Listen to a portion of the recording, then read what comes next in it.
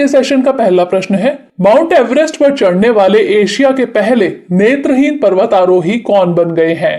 Eric वेहेनमेयर, Jhang Hong, Ritesh Agarwal या फिर महिपाल सिंह? इसका सही जवाब है ऑप्शन बी, झांग होंग। चीन के झांग होंग ने माउंट एवरेस्ट फतह कर एक कीर्तिमान रच दिया है। वह एशिया के पहले एवं दुनिया के तीसरे नेत्रहीन पर्वतारोही हैं जिसने एवरेस्ट फतह किया है। एवरेस्ट फतह करने वाले दुनिया के पहले नेत्रहीन पर्वतारोही अमेरिका के एरिक वेहेनमेयर हैं, जिन्होंने 2001 में एवरेस्ट फतह किया था। आपको बता दें कि ग्लूकोमा की वजह से झांग होंग 21 साल की उम्र में नेत्रहीन हो गए थे। तो इस तरह इस प्रश्न का सही जवाब ऑप्शन बी, झांग होंग। अगला प्रश्न है, राष्ट्रीय मानवाधिकार आयोग के नए अध्यक्ष का पदभार किसने संभाला है?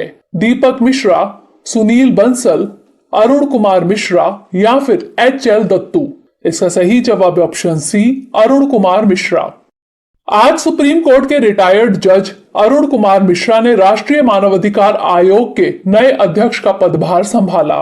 वह 2014 में सुप्रीम कोर्ट में जज बने थे एवं पिछले साल सितंबर में रिटायर्ड हो गए थे। वह कलकत्ता एवं राजस्थान हाई कोर्ट के मुख्य न्यायाधीश भी रह चुके हैं। राष्ट्रीय मानवाधिकार आयोग की स्थापना मानवाधिकार संरक्षण अधिनियम 1993 के तहत 12 अक्टूबर 1993 को की गई थी। इसका मुख्य कार्य मानवाधिकारों के उल्लंघन की शिकायतों की जांच करना है। तो इस तरह इस प्रश्न का सही जवाब ऑप्शन सी, अरुण कुमार मिश्रा। अगला प्रश्न है, डिजिटल प्राइड फेस्टिवल 2.0 प्रस्तुत करने के लिए डैश ने द क्वीर मुस्लिम प्रोजेक्ट के साथ साझेदारी की घोषणा की है। कू, ट्विटर, इंस्टाग्राम या फिर माइक्रोसॉफ्ट? इसका सही जवाब option C, Instagram. Digital pride festival 2.0 प्रस्तुत करने के लिए इंस्टाग्राम ने द क्वीर मुस्लिम प्रोजेक्ट के साथ साझेदारी की घोषणा की है। इस फेस्टिवल का मकसद LGBTQIA+ समुदाय को सपोर्ट करना है। द क्वीर मुस्लिम प्रोजेक्ट दक्षिण एशिया में क्वीर, मुस्लिम एवं समवर्गीय व्यक्तियों का सबसे बड़ा वर्चुअल नेटवर्क है। पहला डिजिटल प्राइड फेस्टिवल 2020 में मनाया गया था। तो इस तरह इस प्रश्न का सही जवाब ऑप्शन सी, इंस्टाग्राम। अगला प्रश्न है, हाल ही में किसने 84 सेकंड में 84 चीनी मिट्टी की टाइल्स तोड़कर वर्ल्ड रिकॉर्ड बनाया है? पूजा सिन्हा, श्रद्धा चतुर्वेदी, गना संतोषिणी रेड्डी या फिर नयना टाइडे? इसका सही जवाब ऑप्शन सी, गना संतोषिणी रेड्डी। तेलंगाना की गना संतोषिणी रेड्डी ने तेलंगाना स्थापना दिवस के शुभ अवसर पर एक नया रिकॉर्ड बनाया है। गना संतोषिणी रेड्डी ने 84 सेकंड में 84 चीनी मिट्टी की टाइल्स तोड़ने का वर्ल्ड रिकॉर्ड बनाया है। दरअसल आज यानी 2 जून 2021 को तेलंगाना की स्थापना हुए 84 महीने हो गए हैं।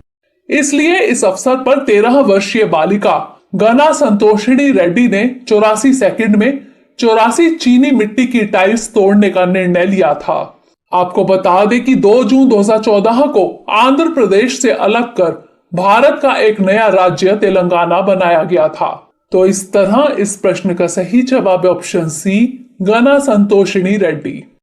अगला प्रश्न है, खबरों में रहे डॉक्टर फ्रैंक कैमिनी का संबंध निम्नलिखित में से किस क्षेत्र से था? इतिहास, खगोल विज्ञान, गणित या फिर समाज शास्त्र?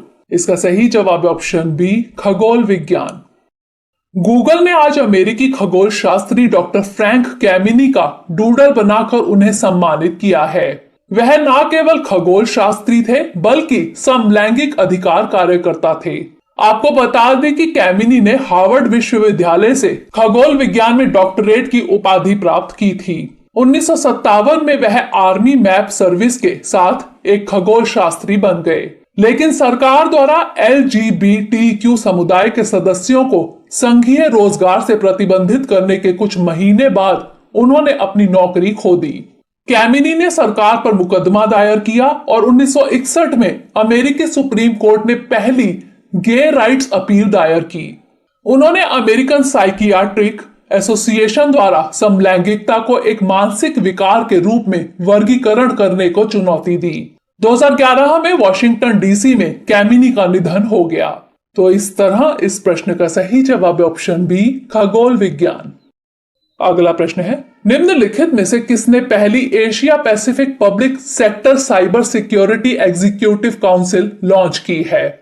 माइक्रोसॉफ्ट, फेसबुक, ट्विटर या फिर गूगल? इसका सही जवाब है ऑप्शन ए, माइक्रोसॉफ्ट। माइक्रोसॉफ्ट ने पहली Asia Pacific public sector cyber security executive council यानी एशिया प्रशांत सार्वजनिक क्षेत्र साइबर सुरक्षा कार्यकारी परिषद लॉन्च की है। इस परिषद में Indonesia, Korea, Brunei, Malaysia, Singapore, Philippines और थाईलैंड जैसे देशों के नीति निर्माता शामिल हैं। इसका मकसद साइबर सुरक्षा में सार्वजनिक निजी भागीदारी में तेजी लाना एवं खतरे की खुफिया जानकारी साझा करना है। इसे एशिया प्रशांत क्षेत्र में इसलिए लॉन्च किया गया है क्योंकि इस क्षेत्र वाले देशों पर शेष दुनिया की तुलना में मैलवेयर और रैंसमवेयर हमला अधिक होता है। हर 3 महीने में इस परिषद की बैठक होगी। बैठक में साइबर खतरों और संबंधित साइबर सुरक्षा समाधानों पर सूचनाओं का लगातार आदान प्रदान किया जाएगा। तो इस तरह इस प्रश्न का सही जवाब ऑप्शन ए, माइक्रोसॉफ्ट। अगला प्रश्न है, खबरों में रहा research design and standards organisation किस मंत्रालय के अंतर्गत आता है? विज्ञान एवं प्रौद्योगिकी मंत्रालय, शिक्षा मंत्रालय, रेल मंत्रालय या फिर वाणिज्य मंत्रालय? इसका सही जवाब ऑप्शन सी, रेल मंत्रालय।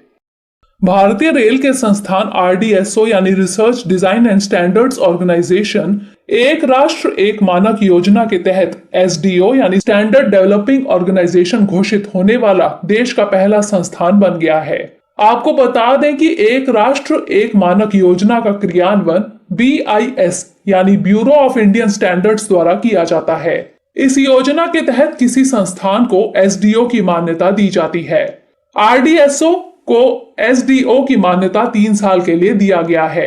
आरडीएसओ रेल मंत्रालय का अनुसंधान एवं विकास संगठन है। इसका मुख्यालय लखनऊ में है। यह देश के प्रमुख मानक तय करने वाले संस्थानों में से एक है। यह भारतीय रेल के लिए मानक तय करने का काम करता है। किसी संस्थान को एसडीओ की मान्यता मिलने से संबंधित क्षेत्र में विश्व स्तरीय मानकों को लागू करने और उन्हें आत्मसात करने का रास्ता खुल जाता है। तो इस तरह इस प्रश्न का सही जवाब ऑप्शन सी, रेल मंत्रालय। अगला प्रश्न है, हाल ही में कुरान को डैश भाषा में अनुवाद करने वाले पहले व्यक्ति मुफ्ती फैज उल वाहिद का निधन हो गया।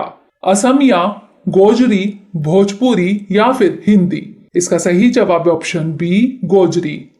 हाल ही में जाने माने इस्लामिक मामलों के जानकार मुफ्ती फैज उल वाहिद का 56 वर्ष की उम्र में निधन हो गया। वह पहले व्यक्ति थे जिन्होंने कुरान को गोजरी भाषा में अनुवाद किया। मुफ्ती ने पूरे जम्मू और कश्मीर में सैकड़ों जनजातीय विद्यार्थियों को मेडिकल एवं इंजीनियरिंग की पढ़ाई करने के लिए सहायता की थी। मुफ्ती ने इस्लाम पर अनेकों किताबें लिखी। उनके द्वारा लिखी गई आखिरी किताब का नाम सराज उल मुनीरा था। यह पुस्तक गोजरी भाषा में लिखी गई थी। इसमें पैगंबर के जीवन के बारे में बताया गया था। तो इस तरह इस प्रश्न का सही जवाब ऑप्शन बी, गोजरी। अगला प्रश्न है, हाल ही में विश्व स्वास्थ्य संगठन ने इमरजेंसी प्रयोग के लिए सिनोवैक कोविड-19 वैक्सीन को मंजूरी दे दी है। बताइए यह किस देश की वैक्सीन है? चीन, रूस, अमेरिका या फिर ब्रिटेन? इसका सही जवाब ऑप्शन ए, चीन। विश्व स्वास्थ्य संगठन ने इमरजेंसी प्रयोग के लिए सिनोवैक कोविड-19 वैक्सीन को मंजूरी दे दी है। यह चीन की वैक्सीन है। इसे सिनोवैक बायोटेक द्वारा बनाया गया है। WHO से मंजूरी पाने वाली यह चीन की दूसरी कोविड-19 वैक्सीन है। 18 साल से अधिक के व्यक्ति को सिनोवैक वैक्सीन लगाई जा सकती है। WHO से मंजूरी पाने वाली चीन की पहली कोविड-19 वैक्सीन सिनोफार्म है। तो इस तरह इस प्रश्न का सही जवाब ऑप्शन ए, चीन।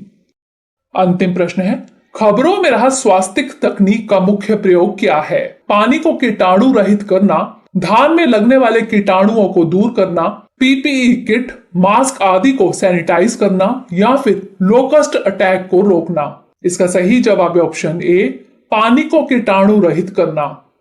पुणे के CSIR NCL में वैज्ञानिक डॉक्टर VM भंडारी एवं उनके ग्रुप ने स्वास्तिक नामक एक नवीन हाइब्रिड टेक्नोलॉजी विकसित की है।